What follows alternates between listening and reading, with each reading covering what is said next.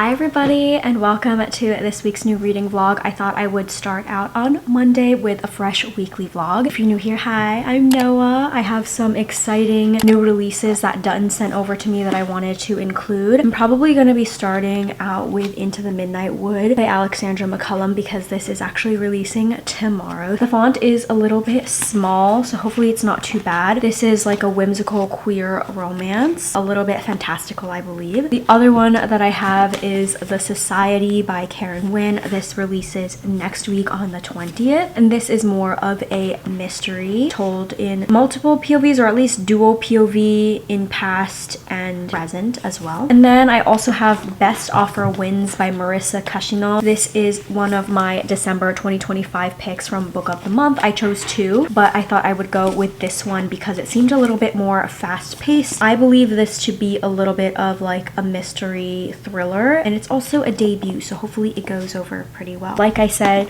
it's Monday. We're going to be starting out with this gorgeous book. I love the gold foiling and this adorable cozy cover. So this book is following Meredith and David, who are roommates. David finds that living with Meredith is a little bit difficult because of how eccentric he is. On top of that, they live on the edge of the Midnight Wood, and it looks like dark magic is starting to seep from the wood, and there's a lot of danger coming, and there's a sinister plan involving Meredith, and David decides that he wants to leave the cottage and his roommate behind. Meredith's brother gets engaged to the daughter of David's boss, so David sees this as an opportunity for him to advance his career and escape the cottage, but it looks like there's a lot more hiding behind Meredith's weird charm. I have Stranger Things on in the background. I'm finally catching up. I barely made a dent into the Midnight Wood. I guess I was more tired than I thought because I fell asleep a lot, like super hard on the train on my commute. So I only read just under 50 pages or so, but so far I am liking the cozy vibes, but it's also just a little bit boring, which is unfair because the book has only just begun. I would say that there's more to be said about Meredith, the more like quirky roommate. He is definitely very eccentric, but David, our main character who is supposed to like fall in love with his roommate, there's like not really much to be said about him, but maybe it's just because Meredith's personality is just so large that he overpowers like anything that could be said about David. Right now they've already ventured into the Midnight Wood, which apparently is like really the Midnight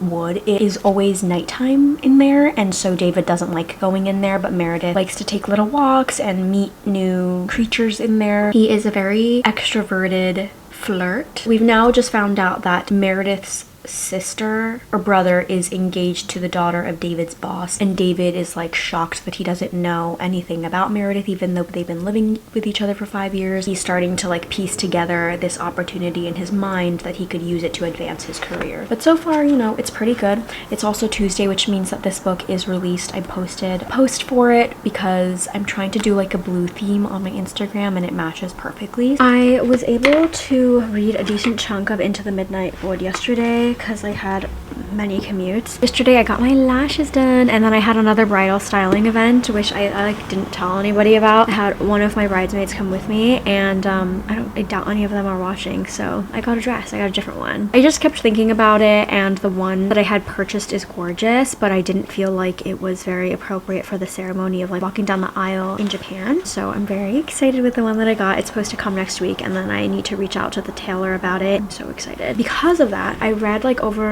just over 150 pages of Into the Midnight Wood. When I was coming home, I opened up the page to like the first sex scene, and wow, it's like cute now. There's a lot of yearning. Meredith obviously is in love with David, if that wasn't obvious, but David is so clueless and just doesn't think that it could possibly be him. But now that they've like made out one time really intensely, David can't stop thinking about that kiss. Something is coming into the Midnight Wood, and it looks like it's targeting Meredith in a way. Meredith was targeted by these neo-Nazis, but thankfully Mrs. Jupiter and David were there to help him, and that's what they really bonded over, Meredith and David. Now the wedding is approaching. They've bonded over how like toxic and awful Meredith's family is, and David is, you know, telling him that it's okay, that he's so sorry that he invited them into their home, and that it's okay for like Meredith to not be okay and to not want to stay in contact with them. And Meredith's like, well, they're not my family, they're not really, and like his found family is so beautiful. I've like made a decent way into the book, but like the thing in the Midnight Wood is not very apparent. Like I don't really understand what the grave danger is, so hopefully we can delve more into that, because so far it just seems more like a focus on their romance. Saying something's weird with these stamps. This vlog no longer can be a weekly vlog just because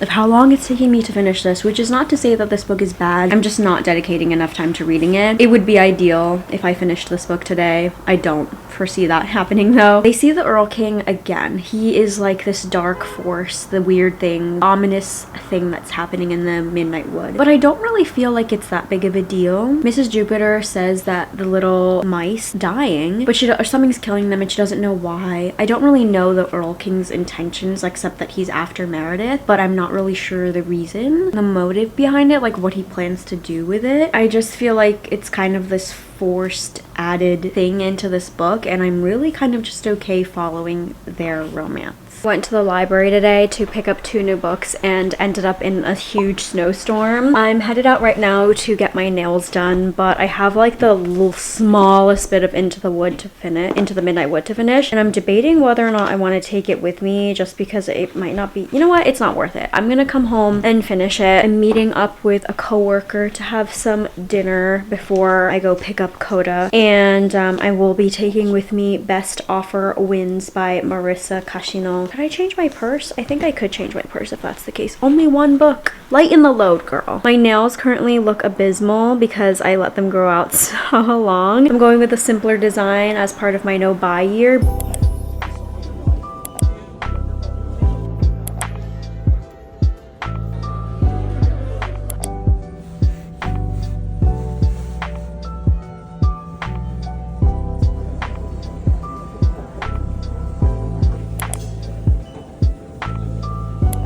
I'm getting through so much of Best Offer Wins today that I really think I could finish it today. It's like really just bonkers that I'm getting through it really quickly. I actually didn't sleep on the train, like on my commute at all, because I was just so like, what is happening? But before I get into it, sorry, I'm like clearing my desk because I did a bit of journaling. I finished Into the Midnight Wood. I'm giving it 3.25 stars. I did really enjoy the romance aspect of this, but I felt like the magical realism fantasy aspect of it was kind of lost on me and wasn't really a huge part of the book at all, and so it felt a little long at the end. I did enjoy the writing and I thought the world was interesting but not touched on enough for it to feel like an important aspect of the story. As for Best Offer Wins, this one is pretty short. We are following Margot. She is living in this apartment, the small shoebox apartment that is month to month because she and her husband are desperate to find a home that they love. They have been made multiple offers and been rejected multiple times, and at this point she's getting really desperate. Margot is honestly obsessed with finding something, and it's really hindering her ability to get pregnant because of how stressed out she's been. When she finds this home that she absolutely loves, hears that it hasn't even been on the market yet and she can find a leg up, she takes that opportunity, and it is really like becomes this like harmless stalking, but then she really tries to infiltrate her way into the homeowners' lives and it gets really concerning. None of the characters are likable in my opinion. I think Ian is a spineless fucking asshole and Margot is just literally on the border, like teetering insanity and really reeking of desperation that it's embarrassing, but it's really entertaining. I have 20 pages left, so I'm definitely gonna get through this tonight. I'm gonna heat up some food and get through the rest of Stranger Things, I think, but I will want to finish this today. This is crazy. I already read like 200 pages today, which I'm very proud of myself for because I didn't read on Sunday on Coda's birthday, but this, I'm eating this shit up.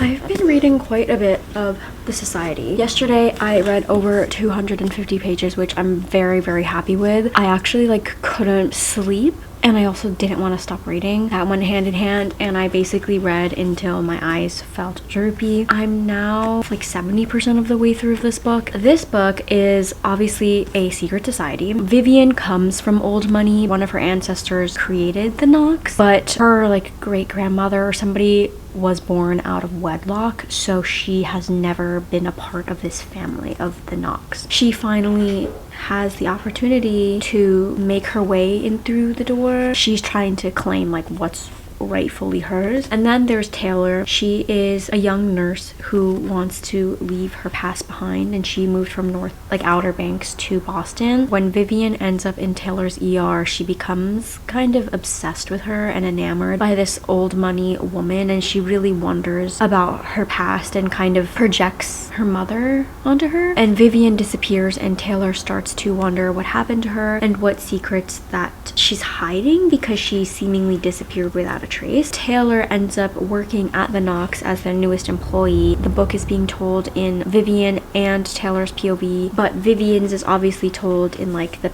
past-ish before her fall and what made her come to Taylor's ER. There's also the POV of the Knox, which I find super weird and creepy. It like provides context-ish, but not really, because it basically just summarizes what just happened in the previous chapter. Taylor is a little weird. I think she just like really wants money and wants to figure out what brought her mother to this town filled with old money, which exactly what the Knox is giving her, and same for Vivian. I'm not really sure if they'll ever really meet, because now we figured out, like, we've reached the point of we saw what went down for Vivian's accident. I was able to finish The Society yesterday, and I'm giving it 3.5 stars because I felt quite underwhelmed by the ending. Like I said yesterday, I had read like a huge chunk of it the day before, so I was really excited to see where we were going to end up, because it was really turning into this game of cat and mouse and what was going to happen, how Taylor was going to infiltrate, and how Vivian was more involved in what was going on there. The ending makes sense to me, but